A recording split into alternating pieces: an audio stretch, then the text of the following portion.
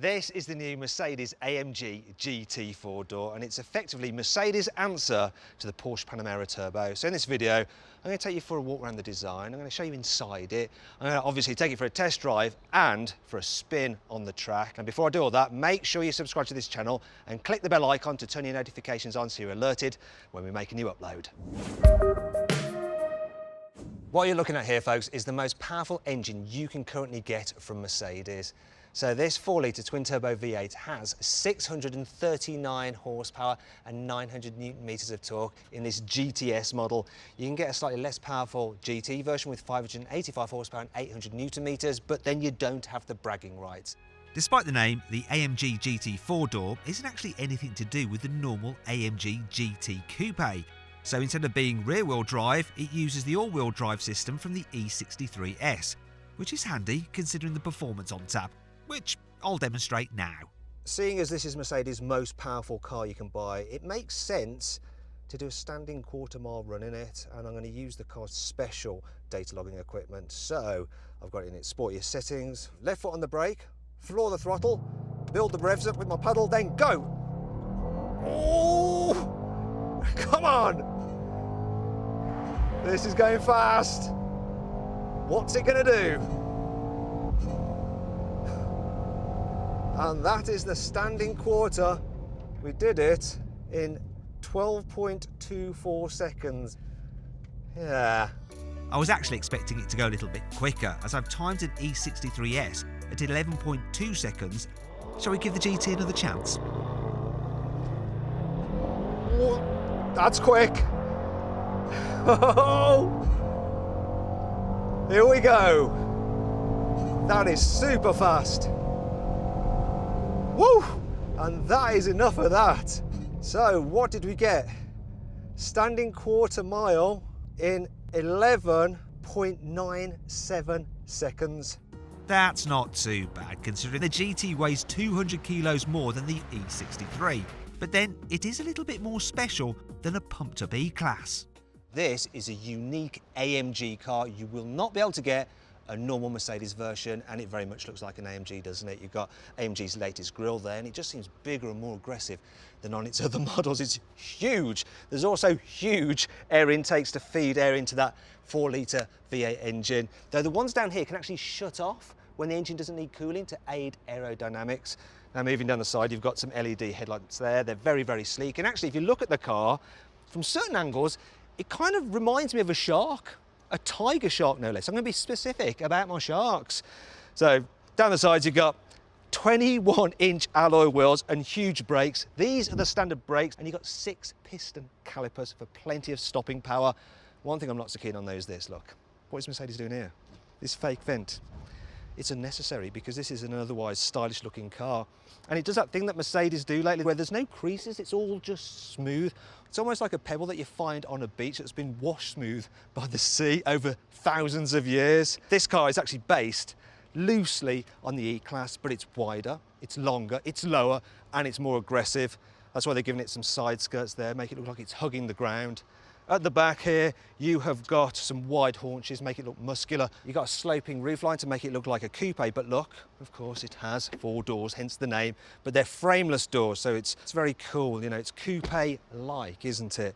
Now moving down the back, you've got thin LED tail lights, and you've got what looks like fake air vents there, but actually there's some little holes in there and some holes in here, so they do serve a purpose, letting the airflow over the rear wheel and exit here. I'll tell you what's also not fake. If you look down here, you've got real exhaust pipes. I mean, they're actually exhaust tips because the pipe is in there, but at least it's not fake like on most Mercedes cars. And as standard, you get a performance exhaust, so plenty of noise.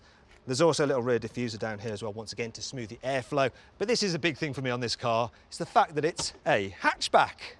So yeah, a hatchback like a Porsche Panamera. Which one do you think looks the best? The Porsche Panamera Turbo or this? Click on the pop-out banner in the top right-hand corner of the screen to cast your vote. The Amg-Gt 4-door will cost from £121,000 for the normal GT and £135,000 for the higher-powered S version. But does it feel suitably expensive inside? You might look at this interior and think it's pretty much the same as an E63's, but actually there are some very key differences. So these vents, they're like this turbine effect, which look cool, but the biggest difference is down here, this center console, which is absolutely massive.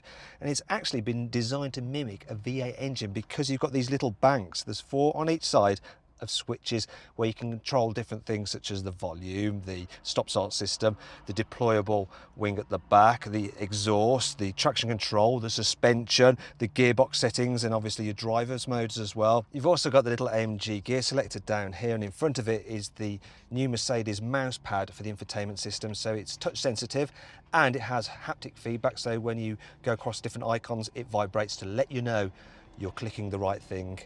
Then in front of it, this one's got some carbon fibre effect here, which covers, the cup holders. Very important those are, and then various toggle switches there for the ventilation system. And this car's got Alcantara for the interior, which makes it feel sporty, as do these wonderful sport seats. Then obviously you've got the infotainment system itself with 2 huge screens. You can control this main screen using this control pad here, or the pad on the steering wheel, and this driver's information display using the left pad, and you can go through different menus and stuff. And generally I really like this infotainment system. I think it's pretty easy to use. In terms of storage, it's actually all right in here, you know, decent practicality. The glove box is an all right size, and the door bins are big as well. That bottle, easily copes with that, and they're lined with felt as well, so things don't rattle around when you're zooming through the corners. The GT4 door is also good for carrying larger items too. In case you're wondering, you could fit 395 litres in this car's boot. One thing I should point out though is that there's quite a big load lip to lift stuff over, so be careful with your back when you're loading it. There is some more storage space just under here as well if you need it. An extra 66 litres, and if I fold the rear seats down, which I can do electrically by pressing these buttons, you then have a flat load area with 1,324 litres of space. Yes, and I'm being very precise, but this is a German car and the Germans demand that you are precise. Also, in the interests of precision, I asked someone to chauffeur me so I could see what it's really like to travel in the back of this 4-door coupe. So, is it salubrious enough? Well, despite that sloping roofline, it's actually quite spacious, look. Loads and loads of room, I can't complain about that.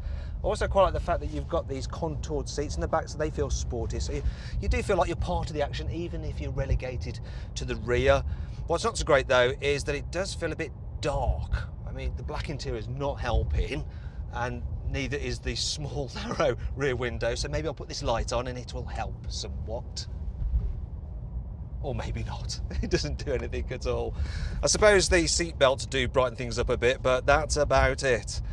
Another problem that I have is the fact that this seat, great sport seats if you're in the front, but they block your view if you're in the back. And if you're someone like me who gets a bit car sick, it's not great, especially when this thing can accelerate really hard. So you might get a little bit more. You might need to carry one of these if you're a bit queasy. And that brings me on to what's not great about this AMG. Well, in addition to that unimaginative 4-door name. A lot of people see this car and go, oh look, you've got a Mercedes CLS, nice. And you'll forever be having to say to them, no it's not. It's an AMG GT 4-door. It's completely different, way more expensive and faster. Yeah, you'll soon get sick of having to constantly explain yourself. There's no separate guide nor runners for the rear seat belt, so when you fold the back seats down, it can sometimes snag, which could get on your nerves. Look at this nasty, cheap bit of plastic down here. It's absolutely awful. It's outrageous to have it in a car which costs well over £100,000. Because the door opening is actually much lower than the roof line, a lot of people may make the mistake of not ducking when they go to get out. Ow. If you're static, you can't rev the engine past 4,000 RPM, which is really annoying if you're sat at the traffic lights and you want to impress other motorists with how cool your car's exhaust sounds. Thankfully, this car has plenty of cool features, which helps make up for all this. Here's 5. The Amg-Gt 4-door gets rear wheel steering as standard. So at lower speeds, the back wheels turn in the opposite direction to the front wheels, a bit like on a forklift truck, to aid low-speed manoeuvrability. But then, when you're going at higher speeds, they turn in the same direction as the front wheels, for improved high-speed stability. The car has an active rear spoiler which can raise to 4 different positions depending on how fast you're going, or you can raise it fully up when you're just cruising around by pressing a button in the cabin if you think that looks cool. You can get the car with dynamic engine mounts, so when you're just cruising along, it holds the engine kind of loosely so you don't get too many vibrations entering the cabin. But when you're going fast through some corners, it holds it tightly to improve the handling. If you have the GTS model, it comes as standard with an active rear differential, and that can send power to which rear wheel has the most grip for optimal corner exiting traction.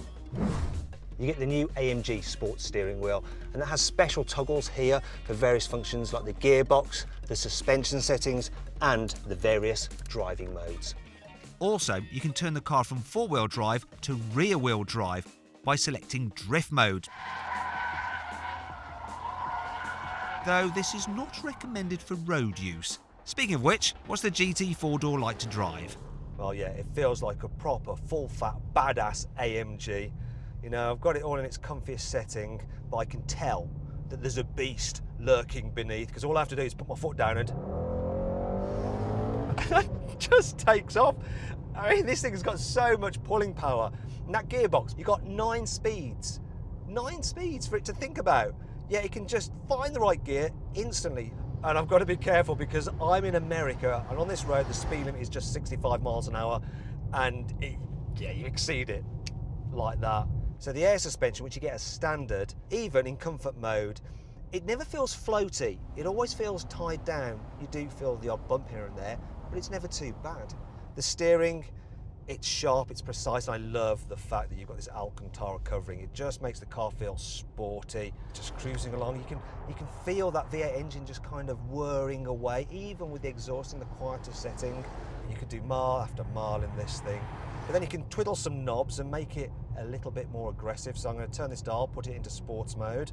In fact, why not go to Sports Plus? Adds weight to the steering, sharpens the throttle response, makes the gearbox more responsive as well, and it's put me into the stiffest of 3 settings on the suspension. But I don't want that because it's a little bit too stiff for the road, so I'm going to knock it back into the middle setting, which is fine for fast road driving. I like the fact that I can like mix and match all the different settings. So yeah, I'm going to put the exhaust in its loudest setting. I'm going to put the gearbox into manual mode, and I'm going to change the gears myself because that will let me play a bit more with the exhaust. I mean, this is silly. But it's so much fun, and that's what AMGs are all about. They're raucous, they're bad, they're crazy. They make you feel alive, and this car definitely makes you feel alive. However, will it kill you should you dare to take it on a circuit? So this is a very technical track. It's quite hard to learn. So to be able to confidently drive around it in a car that weighs 2.1 tons, well, it has a lot to say for how well this thing is set up. It's really predictable, really well balanced. The 4-wheel drive system is great for hauling you out of tight turns, giving you plenty of grip. But even if you have it in all-wheel drive mode, there's just so much oomph. You can just get it sliding. You've got this kind of intermediate stability control off setting, and it lets you have a little bit of slip without you getting into any trouble. Those big brakes do a good job as well. If you're doing a lot of circuit work, you're probably going to want the optional carbon ceramics. I tell you what, this is a proper thing, you know, good on the road, capable for a massive car on the track. This is a machine that can be all things to all men and all women, so long as you can afford it.